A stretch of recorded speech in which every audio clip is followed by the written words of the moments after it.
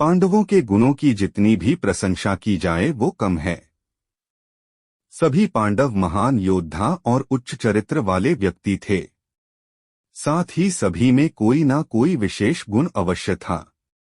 युधिष्ठिर धर्मराज थे और उसके विरुद्ध कोई कार्य नहीं करते थे। भीम उस युग के सर्वाधिक बलशाली व्यक्ति थे। अर्जुन जैसा धनुर्धर उस समय कोई और नहीं था।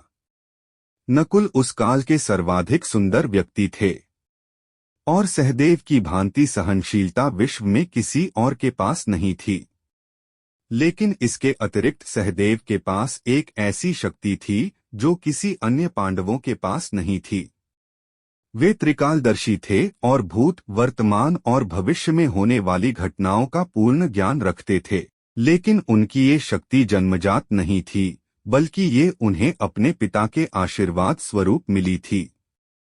कई प्राचीन ग्रंथों में ये वर्णन है कि जब पांडवों के पिता महाराज पांडु श्राप के कारण मृत्यु को प्राप्त होने वाले थे, तो उन्होंने कुंती, माद्री और अपने 5 पुत्रों को बुलाकर कहा, पुत्रों, मेरा अंत समय अब आ पहुंचा है, किंतु मुझे इस बात का दुख है कि मैं अपना संचित ज्ञान तुम में से किसी को भी ना दे सका।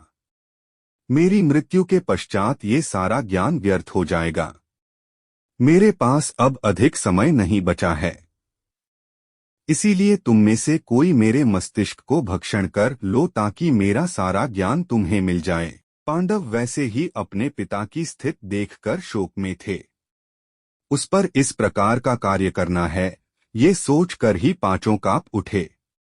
किसी को ये साहस ना हुआ कि वो अपने मरते हुए पिता का मस्तिष्क खा सकें।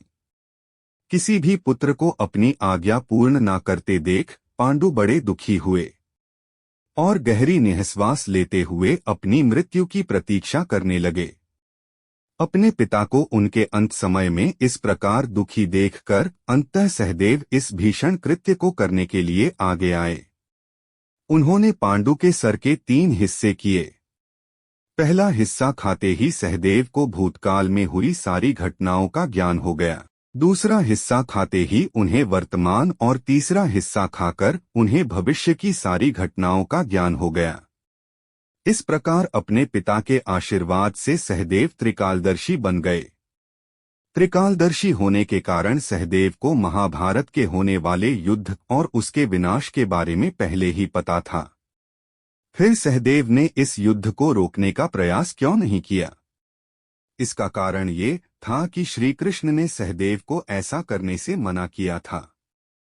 सहदेव के अतिरिक्त केवल श्री कृष्ण ही ऐसे थे जिन्हें होने वाली सारी घटनाओं का ज्ञान था। किंतु वे ये जानते थे कि पृथ्वी की भलाई के लिए ये युद्ध आवश्यक है। यही कारण था कि उन्होंने सहदेव को भी किसी को भविष्य में होने वाली घटनाओं के बारे में बताने से मना किया था, ताकि महाभारत का युद्ध होकर ही रहे। कहीं की इस बात का भी वर्णन है कि श्री कृष्ण ने सहदेव को ये श्राप दिया था कि अगर उसने भविष्य में होने वाली किसी भी घटना के विषय में किसी को भी कुछ बताया तो उनकी मृत्यु हो जाएगी। इसी कारण सहदेव ने होने वाले युद्ध के विषय में किसी को नहीं बताया, क्योंकि वे भी ये जान चुके थे कि ये युद्ध कितना आवश्यक है।